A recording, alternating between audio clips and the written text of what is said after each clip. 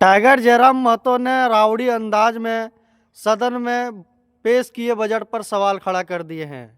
Tiger Jairam Mahato बेबाक होके एकदम मुखर होके जिस तरह से बजट पेश कर रहे हैं सत्ता पक्ष के सरकार ने, उस पर टाइगर जयराम महतो ने बहुत मुखर से सवाल उठाए हैं और पूरा क्लियर में बताए टाइगर जयराम महतो ने एकदम गुना भाग करके कि किस तरह से बजट पेश किया जा रहा है सरकार के द्वारा। एक बजट पेश हुआ है जिसमें जब कटौती प्रक्रिया में विभागों के द्वारा लगभग 13,000 करोड़ का मांग किया गया तो बजट में 7,000 कुछ पैसे का 7,000 करोड़ कुछ रुपए का बजट पेश किया गया। तो इसमें कटौती क्यों? जब उतना जरूरी है तो कटौती क्यों?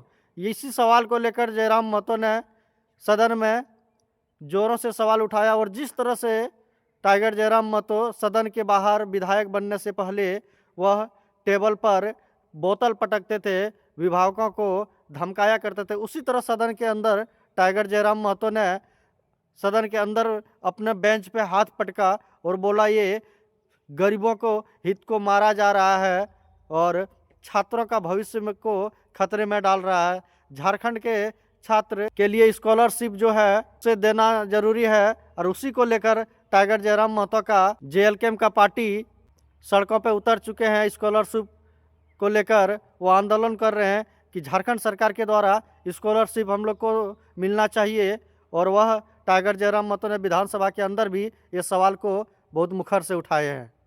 सर ने मजाक बना के रख दिया है, जवाब नहीं देंगे।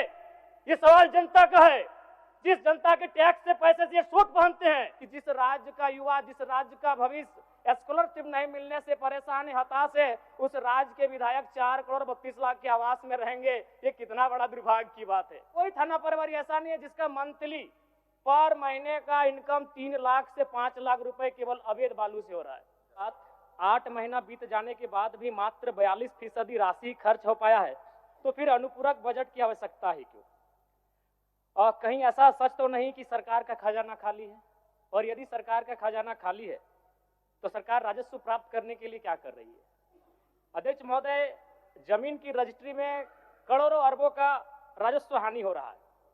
किसी जमीन की कीमत यदि 1 करोड़ होता है तो कागज में दिखाया जाता है 25 लाख।